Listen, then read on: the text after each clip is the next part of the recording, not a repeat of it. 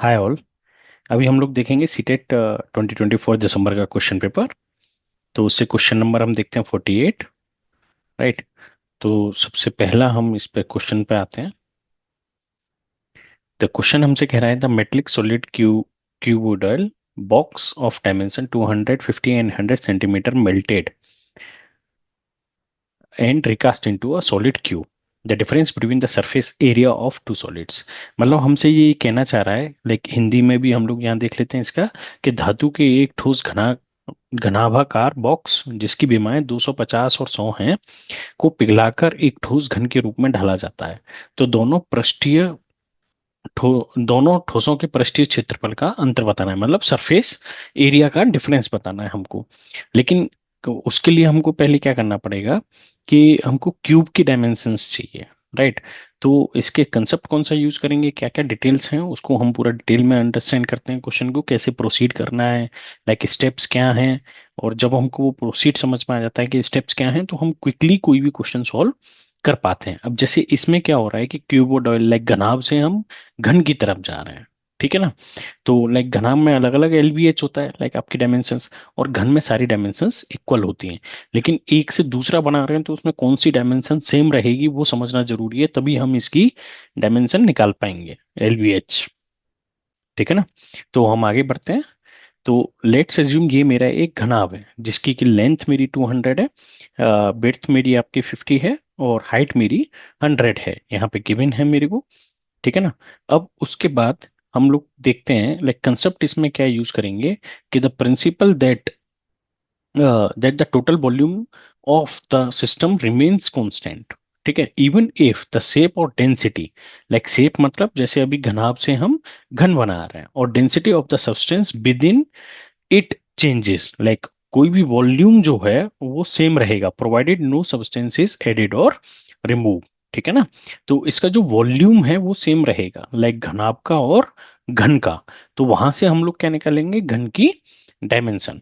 तो जैसे अब यहाँ पे हमको दिया हुआ है क्यूबिडल बॉक्स का वॉल्यूम हमारा क्या होगा, length into width into height.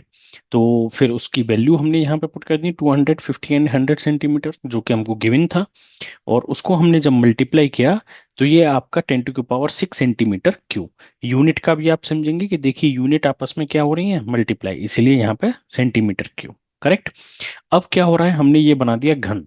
घन मतलब हमारी एस डायमेंशन हो गई आपकी लेंथ, एस होगी विड्थ, और एस हो गई आपकी हाइट, यानी कि तीनों डायमेंशंस आपकी क्या होंगी, इसमें इक्वल होंगी। तो उसको हम लोग क्या बोल देते हैं, घन। तो पिछले वाले में हमने वॉल्यूम कितना निकाला है, 10 to the power 6 centimetre cube. अब हम क्यूबॉइड की बॉक्स का देखेंगे, ठीक है ना, क्यूब का। ठीक है। तो लेंथ विड्थ हाइट होता है, लेकिन क्योंकि इसमें क्या हो जाएगा, आपकी length equals to width equals to height हो जाएगा। तो उस केस में आपका, हम तीनों जगह लेंथ लिख सकते हैं या विड्थ लिख सकते हैं या फिर हाइट लिख सकते हैं। तो मैंने यहाँ पे प्रेफर किया है तीनों जगह लेंथ लिखना वॉल्यूम का। तो लेंथ क्या है मेरी, साइड एस, तो एस साइड का क्यू, तीनों का मल्टीप्लाई करेंगे तो क्यू हो जाएगा यहाँ पे। और दोनों का वॉल्यूम इक्वल है, तो हमने वॉल्यूम को इक्वल किया दोनों का यहाँ पे। तो जैसे ही हमने वॉल्यूम को इक्वल किया तो पहला वॉल्यूम हमारा 10 टू द पावर 6 था, तो ये सेम फॉर्मूला मैंने यहाँ पे लिया है।